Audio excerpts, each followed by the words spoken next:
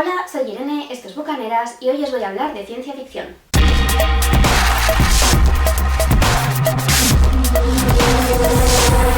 Bueno, de subgéneros de ciencia ficción más concretamente. Si habéis visto vídeos anteriores de este canal sabréis que la ciencia ficción es uno de mis géneros favoritos y no me avergüenza decir que de haber nacido unos años antes me habría mucho y muy fuerte a Isaac Asimov en todo tipo de posturas y lugares distintos, pero las cosas no siempre salen como a uno le gustaría y además creo que esa es una fantasía tan rica en detalles que quizá haga un vídeo solo sobre ella algún día. Sí. Pero volviendo al tema que nos ocupa, diré que existen muchos tipos de subgéneros de ciencia ficción y que no voy a tratarlos todos hoy porque sería muy largo y muy extenso y además si puedo partirlo en 2 vídeos y no tener que crear un tema nuevo sobre el que hablar, pues mejor. Voy a empezar hablando de las distopías, que son mi subgénero de ciencia ficción predilecto, o distopías y utopías más bien, porque a pesar de que son dos términos completamente opuestos, no dejan de ser las dos caras de una misma moneda y en muchas ocasiones se pasa con gran velocidad de uno a otro o llegan incluso a confundirse, porque lo que para unos es un paraíso, para otros puede ser un completo infierno. Así pues, las distopías y las utopías describen sociedades que podrían haber sido o que podrían llegar a ser si las cosas se hubiesen desarrollado de una forma distinta, explorando los aspectos más positivos en el caso de las utopías y los aspectos más indeseables en el caso de las distopías. Este tipo de novelas tienen un carácter marcadamente filosófico y una cierta intención moralizante, ya que intentan advertirnos del riesgo que corremos como sociedad si tomamos una cierta dirección o, al contrario, de las ventajas que nos reportaría si tomásemos un buen camino. Ejemplos de utopías son Utopía, de Thomas More, La ciudad de las estrellas, de Arthur C. Clarke, o El fin de la infancia, de este mismo autor, novelas en las que de una forma u otra la humanidad se encamina hacia un mundo ideal. Pero abundan mucho más las distopías que las utopías, probablemente porque son muchas más las cosas que pueden ir mal que las que pueden ir bien.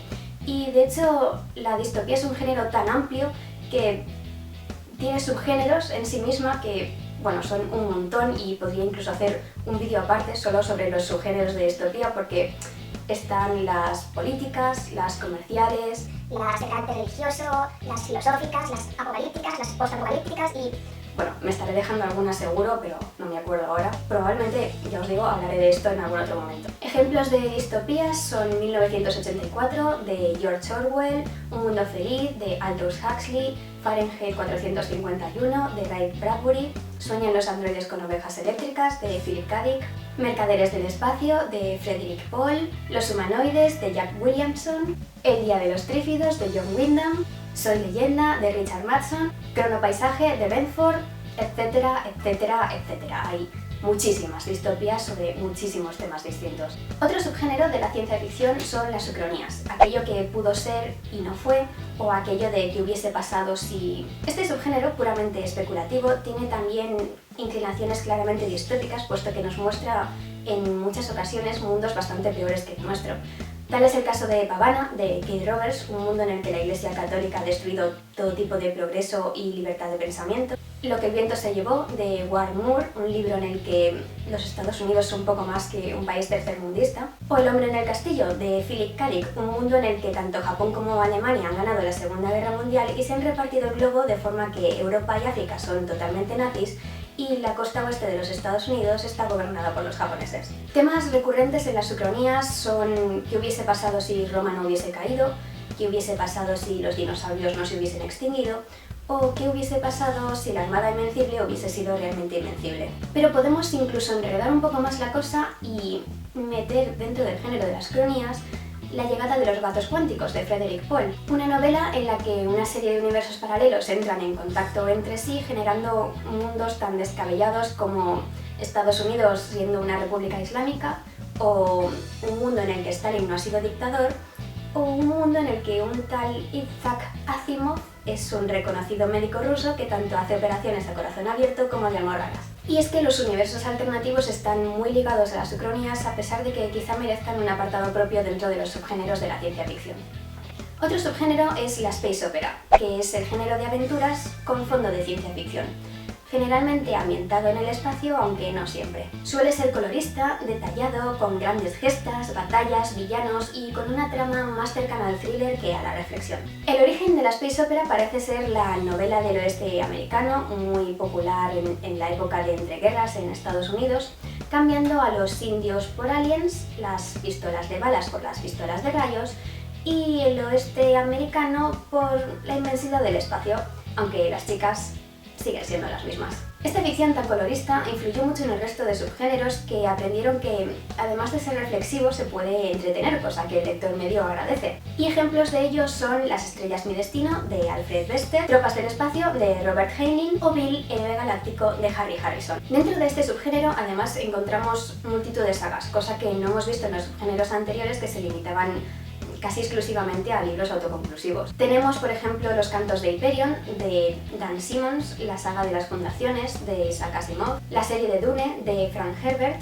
o la saga de Ender, de Orson Scott Card. Tal preponderancia de sagas tiene fácil explicación, y es que por su naturaleza aventurera y su asequible nivel intelectual, la space opera, lo mismo que la fantasía, tiende a generar varios libros sobre un mismo argumento, a veces exigidas por los fans y siempre por las editoriales, ávidas de recibir los buenos resultados económicos que brindan. Además, es un subgénero muy fácilmente adaptable a la gran pantalla. Para que os hagáis una idea, los ejemplos de space opera más reconocidos cinematográficamente hablando son Star Wars y Star Trek.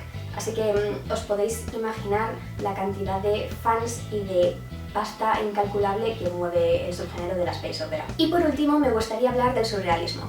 El surrealismo es una corriente universal que se cuestiona el sentido y el tejido mismo de la realidad. Sus temáticas más habituales son: ¿es esto todo lo que hay? ¿La realidad es real? ¿Es posible que lo que vemos no sea más que un sueño o una alucinación? El principal artífice del surrealismo fue Philip K. Dick, aunque también otros muchos autores de renombre se sumergieron en este subgénero. Se dice incluso que algunos de ellos trabajaron bajo el efecto de las drogas para alcanzar niveles distintos de conciencia o como fuente de inspiración para sus novelas, y la verdad es que no sé si esto es cierto o no, pero visto lo que hicieron, algo se tomaron. Cuestionarse la realidad y preguntarse por la realidad última de las cosas fue una constante en las novelas de Philip K. Dick, que explora las posibilidades desde todos los ángulos imaginables en todo lo que fue su obra. Lo podemos ver en Ubik, en Ojo en el cielo, en La invasión divina, en Tiempo desarticulado o en La transmigración de Timothy Archer, entre otras. En estas novelas, personas normales y corrientes se enfrentan al desmoronamiento de lo que convencionalmente entendemos como realidad, producido por todo tipo de experiencias. Experiencias que abarcan el misticismo, las enfermedades mentales, las realidades virtuales o el uso desaforado de drogas. De hecho, algunos ven en Philip K. Dick más que a un surrealista, a un filósofo metafísico, ya que su obra literaria puede verse también desde este ángulo. Pero como decía, K. Dick no ha sido el único en dar vida a este subgénero, pues encontramos ejemplos de surrealismo también en Mundo simulado, de Daniel F. Galuy, El experimento Jonás, de Ian Watson, o El mundo invertido, de Christopher Prest. Y hasta aquí el análisis de subgéneros de ciencia ficción que quería tratar hoy. Sé que me he dejado muchos en el tintero, como el cyberpunk, o el steampunk, o los viajes en el tiempo, o demás, pero ya se me ha hecho bastante largo el vídeo como para encima tener que tratar estos también. Así que si os ha parecido interesante, o habéis aprendido algo, o queréis saber más sobre los géneros que no he mencionado, me lo podéis dejar abajo en la cajita de comentarios y me plantearé el hacer una segunda parte con los subgéneros de ciencia ficción que no he mencionado aquí. Y si por el contrario os ha parecido un bodrio infumable, pues os jodéis, porque este es mi canal y hablo de lo que me da la real gana. Así que esto ha sido todo. No olvidéis darle like, suscribiros y, no sé, compartirlo con todos vuestros amigos. Besitos.